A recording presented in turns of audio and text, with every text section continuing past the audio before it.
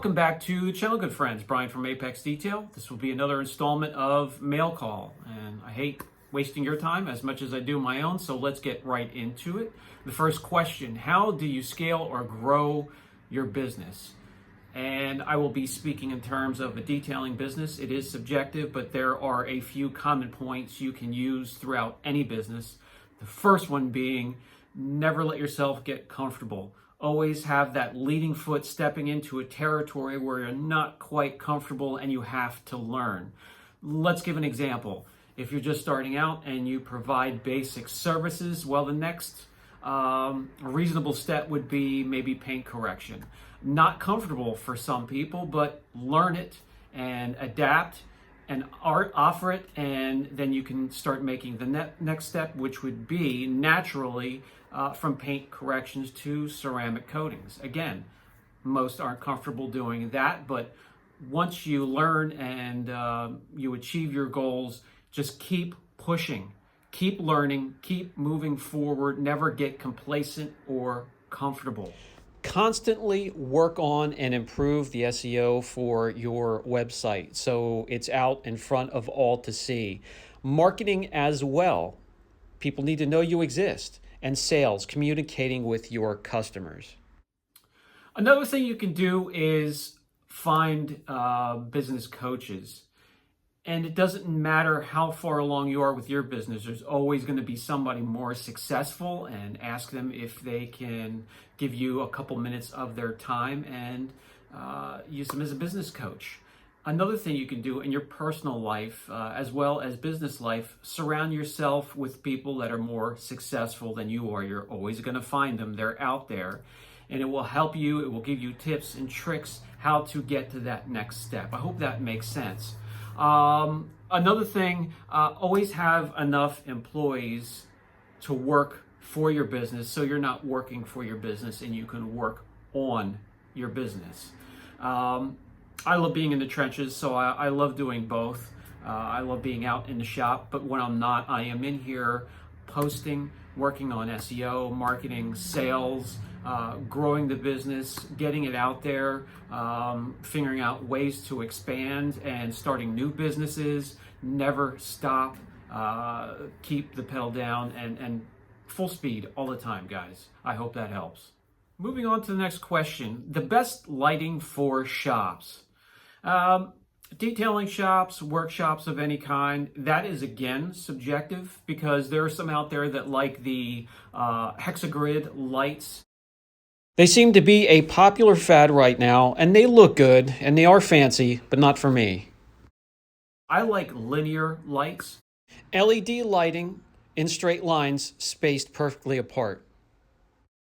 But when I correct, I like dark room correcting, which means all the shop lights are off, and I use one source of light coming in at the perfect angle, usually a 45-degree angle, off of the surface of the vehicle into my eyes, and I'll do a panel at a time with just that light source. But that's just me. You may want something a bit more brighter, like a 2100 lumen 5K natural daylight type of LED light. But it's so subjective, it's hard to give you just one choice. So do your homework.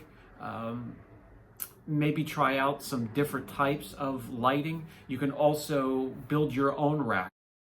One with wheels or dollies and any choice of lighting you like, and it can follow you around the shop. All right, next question, which is actually very good. I don't think I've gotten that through any of the sources, the social media sources yet. And it is, I am searching for a PPF installer for my personal car. What do I look out for? What are the red flags? Well, first of all, Google reviews. They will help a lot. A company that has a lot of Google reviews that talk about PPF. So let me give you an example. If you are going to a company that does multiple services, paint correction, coatings, and PPF, and look at the reviews. If the reviews lean toward coatings and not a lot on the PPF, that's going to tell you a story. That may be a red flag. Reviews help. Is there word of mouth? Do you know anybody that has had work done at that establishment, and talk to them? Maybe you'll get to see their work in person. Stop in there and see if you could see their work in person. Somebody stops in here and they want to look at PPF work. I show them my own car, which is 3/4 wrapped, or I have a customer's car. I'll take them in there and show them the process as it's being done. Also, another thing you can do is find out how long they've been installing PPF. We are all certified and it's been through multiple sources. It's not like we just took a class and just started doing this and we were, aces at PPF. Multiple classes and then a lot of time with hands-on learning every single different car. You find somebody with a ton of experience, 9 times out of 10, their job is going to be a clean install. Another couple of things that I jotted down here that I thought were important for that. Ask them if they bulk or do pattern installs. If you have somebody that does both, that's going to be somebody I would lean towards. Somebody that does bulk as well as using the patterns is going to know how to trim and cut and wrap edges, and that's very important for a clean install. Another thing you want to look at is their establishment clean, because you need a pristine, clean condition to apply PPF and not get contaminants underneath. I have some other things written down here. Pricing can also tell you a story. You don't want the cheap guy down the street when it comes to PPF. If it's somebody that's offering a PPF install on the cheap, it's going to be a cheap install. That's the best way to put it, because the guy that's normally priced high has a ton of work because he has a ton of experience and he has word of mouth out there keeping him busy, and he's normally booked ahead. Also, certifications. You can ask for certifications. If he's taken 1 or 2 certifications, he should have something up on his wall that tells you he's been there. And finally, ask him if he has his own plotter. A plotter is something that cuts patterns for you. If someone has a plotter, they are very pricey, and if they have invested their time and money into a plotter, that means they are very, very serious about installs and clean installs. And that would be somebody I would lean towards compared to somebody that orders their kit from the company itself. I hope that helps, guys. Okay, a couple personal questions. I don't mind squeezing a few of those in. We'll do it for this episode. How long have I been detailing? I started detailing in the late 80s, 1988, out of high school to pay for my first vehicle and its insurance. I was at the end of a body shop, cleaning cars that had repairs done, and they wanted it cleaned up before the customer picked it up. So I needed to learn the rotary and wet sanding in order to keep a job back then. And it's funny because nowadays it's hardly taught. It's taught in my classes. I make it a point to have everybody pick up a rotary, have hands-on training for wet sanding and a rotary. So I did that for a few years and then started up another venture, a trucking company. And we started with 2 trucks and ended up with 12. And some of those were quite pricey. A lot of them were flatbeds and lowboys, but we also had some rotators, and we also had some heavy winches. And I just eventually got tired of Pennsylvania roads. They're the worst in the nation. The fuel taxes, the dot checks, always having PennDOT out there pulling you over to do checks, and they will always, once they pull you over, find something to nitpick and fine you for. I also got tired of the fuel taxes and the insurance as well. So I wanted to get off the road. I sold that business. I was successful. And I was thinking to myself, what do I do now? And it was the obvious choice, because when I had the trucking company, there was always a bay open where I was detailing when I wasn't out on the road. When everybody showed up to work and I had some time to myself, I was detailing anyways. So I thought, why the hell not just get back into it and start my own venture detailing. And that's what I did. And I've been doing that for quite a few years. And I can tell you, I have not worked a day in my life since I made that decision. I always wake up with butterflies in my stomach, excited to work on the day's cars. I love cars, trucks, motorcycles. So it was a no-brainer, really, for me. That will lead us into the next question. What made you start your detailing channel?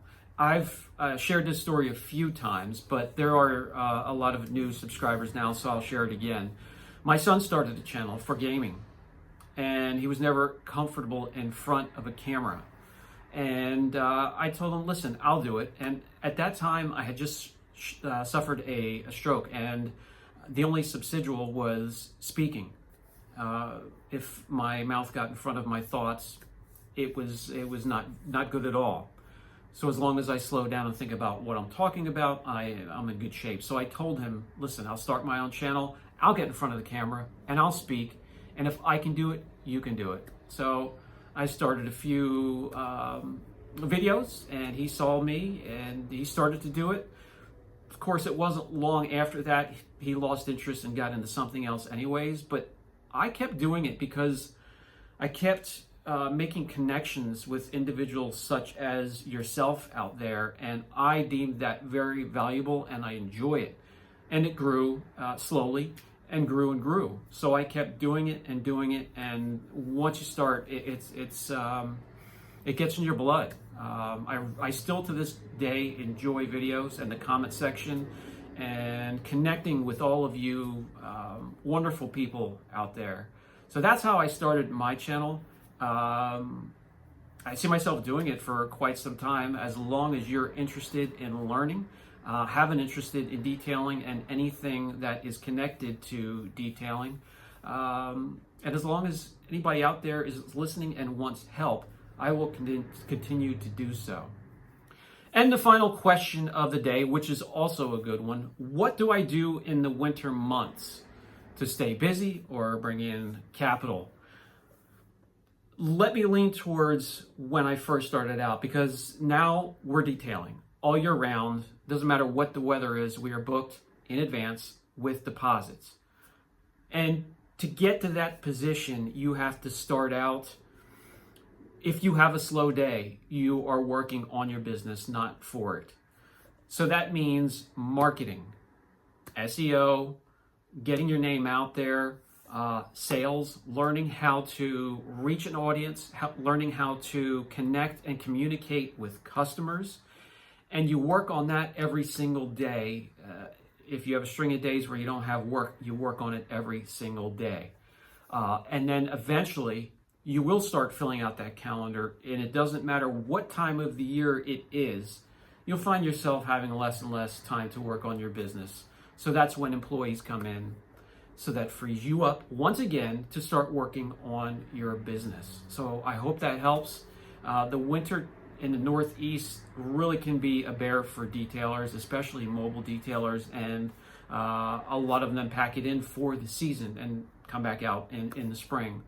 But if you really work on your business and actually pick up on all the tips and tricks I gave you for the first question on how to scale and grow your business, you won't have to worry about what to do during the winter months.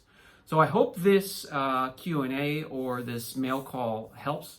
If it helps one person, that makes me happy. Again, love you guys, and I'll catch you in the next video.